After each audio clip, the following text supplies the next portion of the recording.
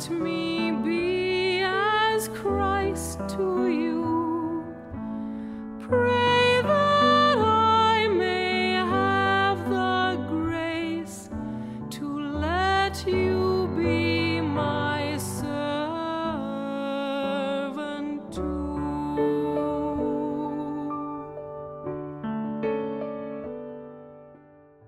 I'm grateful for Bishop Jeff's years as our bishop. I really believe his sense of care and compassion made him the right person at the right time. Hello, Jeff. I guess we didn't know when we were sitting at Ascension Lutheran, moving in the ELCA new central headquarters for the greater Milwaukee Synod down on the level, on the street level, that you would be the one that would come when that office moved into our building and be our bishop. I don't think either one of us understood that you were going to be in that office. I thank you that you were there, and I always reminded you that my office was upstairs. Okay? Good luck, my dear friend. What I have really loved and appreciated about Bishop Jeff are a couple of things. One is he's really been a wonderful and consistent encourager and active participant in our Synod's partnership with the Diocese of Mayville. In my term as president, he's been my go-to guy when I am the most befuddled or anxious about what I should do regarding various challenges that seem to surface. His calm voice and down-to-earth suggestions have always brought me to a better place. Asante sana mchungaji. Also, a very special trait of his is that when he's preaching or delivering a devotion, or even just speaking extemporaneously in front of a group, he often starts out in a very understated way, very soft-spoken, a little rambling even at first blush. And within just a few minutes, he manages to get to the very essence of some profound truth about our humanity and our relationship with each other and God. Bishop Jeff, you are gifted in this way, and I have been blessed by your willingness to share that gift. Thank you so much, and may you be blessed always. Jeff, congratulations on joining the ranks of the retired. I wish I were there to celebrate with you today. You are indeed in my thoughts. On this day, I want you to know how much I have admired and respected your ministry over the years. When, as a young teenager, you left our home in Billings to spend a summer at Wilderness Canoe Base, I know that no one was thinking about your career, or even more about a lifelong call to serve through ministry.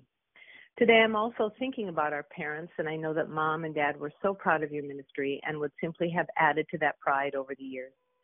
I know that your call to serve does not end here. I cannot wait to see where your commitment leads you. If you need any of my sage advice, text, email, call, or drive your truck to California. Dios los bendiga, mi hermano. Te amo siempre. Well, Bishop Jeff has many wonderful attributes. One of the things that really stood out about him as bishop is how much he empowered and incorporated young adults to be a part of the church and feel like they were a part of the future of the ministry. And to top it all off, he always managed to make us have a good time while being a part of it. Over the years, Jeff and I have continued our friendship. One of my favorite memories of Jeff being together is that we would go to conferences and we would take early morning walks and solve most of the problems of the church, if not the world, and spared no comments and jokes along the way. We both appreciated a good joke and a good irony and a good sense of humor, and we still do. In recent years, we've had road trips together. You know how Jeff likes to take road trips. Well, I was able to do a few road trips with Jeff, and it was really great to spend all that time in the car together to talk about our families, our ministries, and our lives.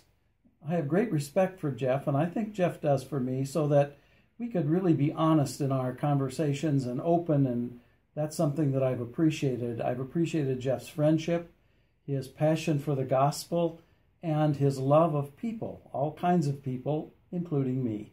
And so I wish for him the very best in the years to come, and I anticipate we'll continue to be good friends.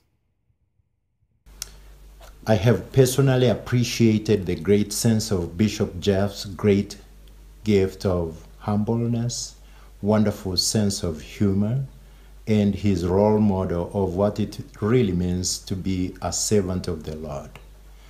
Bwana asifiwe. Asante sana rafiki.